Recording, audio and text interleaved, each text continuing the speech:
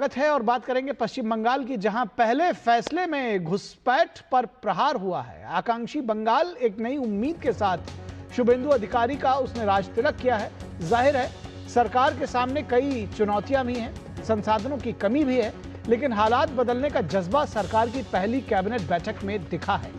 मुख्यमंत्री पद की शपथ लेने के बाद शुभेंदु अधिकारी की पहली कैबिनेट बैठक संपन्न हुई है। कैबिनेट की पहली बैठक में ही सीएम शुभेंदु ने कई बड़े फैसले लिए हैं। इनमें से एक फैसला है सीमा सुरक्षा बल यानी बीएसएफ को बॉर्डर पर लैंड ट्रांसफर 45 दिनों में कर दिया जाएगा। गृह मंत्री अमित शाह ने चुनावी सभाओं में लोगों से यह वादा किया था कि पहली बैठक में बॉर्डर फेंसिंग के रुके हुए काम शुरू करने का फैसला लिया जाएगा। नई सरकार के सामने चुनौती यह है कि उस प्रशासनिक ढांचे पर पकड़ बनाए और राज्य में कानून व्यवस्था की बिगड़ी हालात को जल्द से जल्द सुधारें। आज कैबिनेट मीटिंग के बाद मुख्यमंत्री अधिकारी ने राज्य के आला अधिकारियों के साथ लंबी चर्चा की है। सरकारी योजनाओं में अनियमितताओं और वित्तीय संकट जैसे मुद्दों से निपटना भी सरकार के लिए बड़ी चुनौती है। बीजेपी ने चुनाव में डबल इंजन सरकार का वादा करते हुए औद्योगिक विकास, निवेश और केंद्र की योजनाओं को तेजी से लागू करने की बात कही थी। आज की बैठक में कई केंद्रीय वेलफेयर स्कीम्स को मूर्त रूप दिया गया है। नबान में हुई पहली कैबिनेट बैठक के बाद सीएम शुभेंदु अधिकारी ने कहा कि बंगाल में सुशासन, सुरक्षा और डबल इंजन सरकार की नई शुरुआत हुई है। डॉक्टर अंबेडकर के for the people, by the people, of the people के आदर्श पर, दरअसल ये अब्राहम लिंकन का जो सूक्त वाक्य था और डॉक्टर अंबेडकर के आदर्श था, उस पर सरकार ने यह फैसला लिया है। कुछ अहम फैसले मुख्यमंत्री शुभेंदु अधिकारी की सरकार ने पहली कैबिनेट बैठक में ही आयुष्मान भारत योजना लागू कर दी है। सरकार ने स्पष्ट किया है कि स्वास्थ्य साथी समेत कोई भी सामाजिक योजना बंद नहीं होगी। सीमा पर बाड़ लगाने के लिए तैयार जमीन बीएसएफ को सौंपने का फैसला किया गया है। प्रधानमंत्री उज्ज्वला योजना, प्रधानमंत्री जन आरोग्य योजना, बेटी बचाओ बेटी पढ़ाओ और पीएम विश्वकर्मा योजना समेत सभी केंद्रीय योजनाएं बंगाल में लागू होंगी। एक साल से लंबित जनगणना प्रक्रिया फिर से शुरू करने का फैसला है। Office of the registrar general of India के पत्र के बावजूद जनगणना प्रक्रिया रोके जाने का आरोप था। सरकारी नौकरी के आवेदन की आयु सीमा 5 वर्ष तक बढ़ाई गई है। आईएएस, आईपीएस और डब्ल्यूबीसीएस अधिकारियों को अब केंद्रीय प्रशिक्षण में भेजा जाएगा। भारतीय नागरिक सुरक्षा संहिता यानी बीएनएस को राज्य में सभी स्तरों पर लागू करने का निर्णय लिया गया है। भाजपा के 321 मृत कार्यकर्ताओं को, जो दरअसल जिनको कहा जा रहा है कि वो शहीद हो गए थे, उन परिवारों की सामाजिक जिम्मेदारी उठाने का फैसला नई सरकार की पहली कैबिनेट बैठक में मुख्यमंत्री शुभेंदु अधिकारी, अग्निमित्रा पॉल, खुदीराम टूडू, अशोक कीर्तनिया, निशित प्रमाणिक उपस्थित रहे। बैठक के बाद सीएम शुभेंदु ने जनता को संदेश देते हुए कहा कि हम पर भरोसा रखें, हम सही रास्ते पर चलेंगे। और शुभेंदु अधिकारी ने क्या कुछ कहा, आइए आपको सुनाते हैं।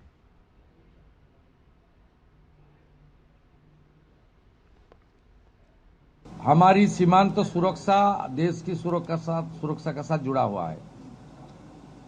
ये भारतीय जनता पार्टी का चुनाव में बहुत बड़ा कमिटमेंट था, देश हित में, बंगाल का हित में।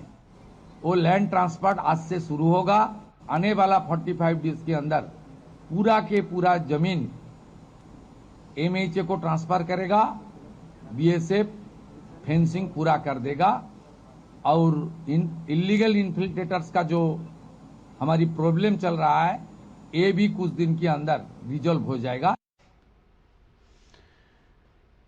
तो केंद्रीय गृह मंत्री अमित शाह ने कहा था कि बीजेपी सरकार बनते ही 45 दिन के अंदर 600 एकड़ भूमि पर बाड़ लगाएंगे। ये चुनावी सभाओं के दौरान उन्होंने कहा था। क्या कहा था, ये आपको सुनाते हैं। हमने तय किया है कि भाजपा सरकार बनते ही 45 दिन में 600 एकड़ भूमि जो बाढ़ पूरी करने के लिए चाहिए, वो हम भारत सरकार को देकर सीमा पर बाड़ लगाने का काम पूरा कर देंगे। और हमारे संवाददाता सौरभ दत्ता कोलकाता से जुड़े हुए हैं इस पूरी खबर पर बातचीत करने के लिए। सौरभ, इन सारे फैसलों को तो हमने बताया ही, किस तरह से बंगाल की जनता इसको ले रही है? देखिए, बंगाल की जनता आज जो पहली मंत्रिसभा बैठक से, मंत्रिमंडल की बैठक से जो घोषणा हुई है, उन सब में से भी अगर आप देखें कि आम आदमियों के लिए, आम नागरिक के लिए सबसे बड़ी घोषणा यह है कि आयुष्मान भारत को बंगाल में अब कोई रोक नहीं। आयुष्मान भारत, अब बंगाल की जनता आयुष्मान भारत ले सकती है, उसकी सुविधाएं ले सकती है। और साथ ही साथ जो सोशल जो योजनाएं ममता बनर्जी के सरकार के शासनकाल में चल रही थी, जैसे स्वास्थ्य साथी या फिर लक्ष्मी भंडार, ये जो योजनाएं थे इनको भी रोका नहीं गया है। इसका भी मुख्यमंत्री शुभेंदु अधिकारी ने साफ कहा है कि ये सब योजना भी जैसी चलती रही थी वैसा ही चलता रहेगा।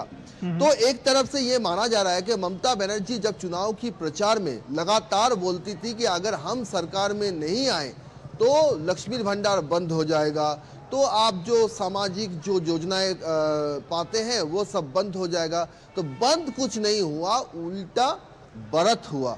आयुष्मान भारत जुड़ा और साथ ही साथ जो योजनाएं, सेंट्रल गवर्नमेंट योजनाएं, जो योजनाएं को रोका गया था, जैसे प्रधानमंत्री जन आरोग्य योजना, प्रधानमंत्री विश्वकर्मा योजना, प्रधानमंत्री मत्स्य योजना, ऐसे जो योजनाएं थे, प्रधानमंत्री उज्ज्वला योजना, इन सारी योजनाओं को भी आज से कहा गया कि आज ही से ये सारी योजनाएं, इस बंगाल की जनता भी इस सारी योजनाएं की सुविधा उनको मिलेगा, वो निश्चित किया गया है। तो कहीं ना कहीं जाके ममता बनर्जी का जो भेदभाव की राजनीति थी, राजनीति के लिए जो प्रशासन का जो रवैया था उसमें बदल दिखने को मिल रहा है। ये एक बड़ी बदलाव बंगाल की जनता मान रही है। और साथ ही साथ बॉर्डर, जो बॉर्डर एरियाज में जिन जिन जगहों पर फेंसिंग नहीं था, उन जिलों में फेंसिंग होने के लिए भी जो काम शुरू करने की आज कहा गया है कि मंत्रिमंडल की बैठक के साथ